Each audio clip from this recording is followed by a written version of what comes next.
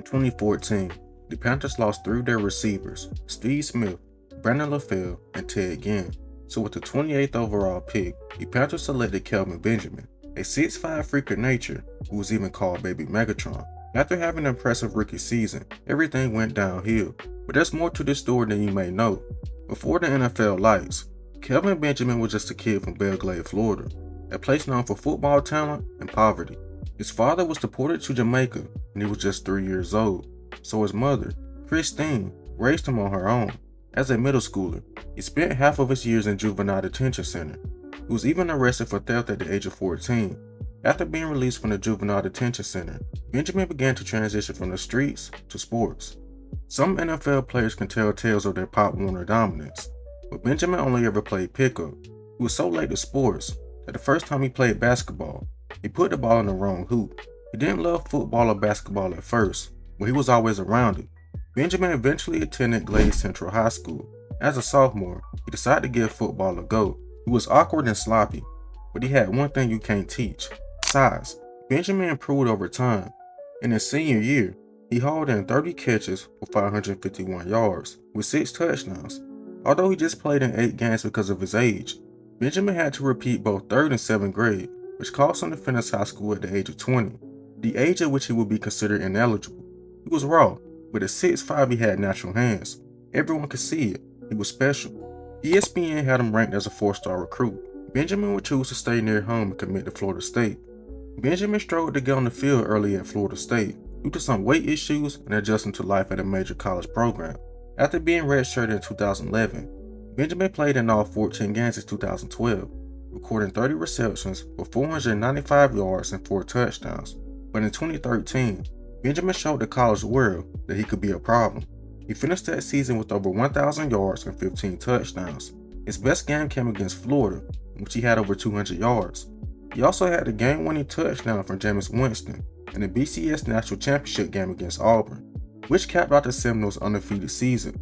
Sports Illustrated named Benjamin to their All-American first team, and he was also selected to the ACC second team by the coaches.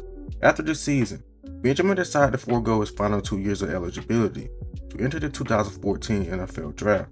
At the Combine, he ran a 4.6 40-yard dash at 6'5", 240 pounds, which is moving for that size, but there were character concerns. He had a troubled childhood and had issues keeping his weight in check.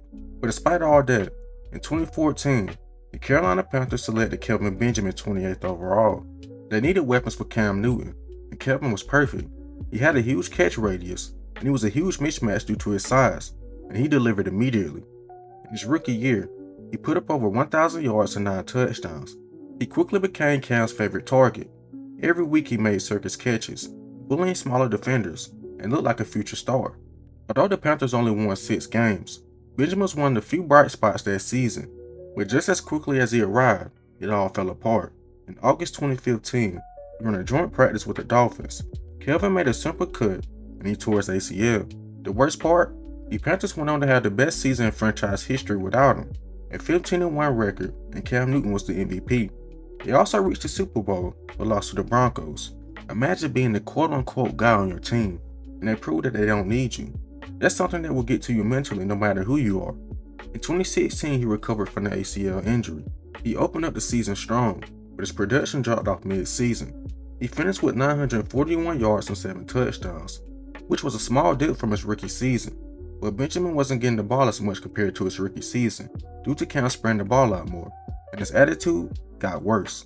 In Week 14 versus the Chargers, Benjamin gave up on a play that was intended for him. But despite his poor effort that season, the Panthers picked up his 5th-year option, and this was the start of his downfall. That offseason, nobody really knows what Benjamin was doing, but it was obvious. His focus wasn't on football. The man showed up overweight to training camp, with reports saying he weighed up to 280 pounds. But this wasn't the first time. He had similar issues when he was in college. While Benjamin was trying to get back into football shape, the worst thing that can happen to a man is losing a parent, and Benjamin's mother had sadly passed away. And as you expect, his production dipped. In just 8 games, he only had 400 yards and 2 touchdowns. He would then be traded to the Buffalo Bills, which made sense at the time because the Panthers needed more speed. Devin Funchess could basically do the same thing as Benjamin, so why not try to get a deep threat? But here's where things get interesting. When Cam was asked about the trade, he responded by saying this: "He's an unbelievable teammate. He comes to work each and every day.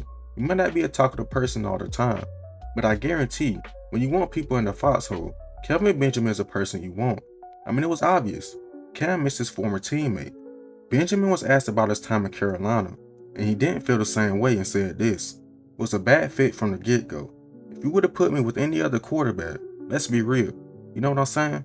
Any other accurate quarterback like Rodgers or Eli Manning or Big Ben, anybody, quarterbacks with knowledge that know how to place the ball and give you a better chance to catch the ball. I just felt like I wasn't put in that position." This was an obvious shot at Cam Newton, and Cam didn't take that lightly. Whenever the Panthers and Bills played, Cam stood on business and approached Benjamin during warm-ups about what he said, and Benjamin basically brushed Cam aside and couldn't say it to his face. The same quarterback that helped him get 1,000 yards was now being disrespected. With the Bills, Benjamin continued to struggle with his weight and poor effort. He only had 2 touchdowns in his time with Buffalo before he got released. I mean, it got so bad that he refused to warm up with quarterback Josh Allen. After being released, Benjamin spent time with the Kansas City Chiefs. With Patrick Mahomes, maybe Benjamin could produce like he said he would with an accurate quarterback, but as we know, that wasn't the case. He appeared in 3 games and only had 2 catches for 26 yards. After his time with the Chiefs in 2018, his career was over after just 5 seasons. Kelvin Benjamin is a prime example that talent can only get you so far, and you have to continue to put in the work if you want to be successful.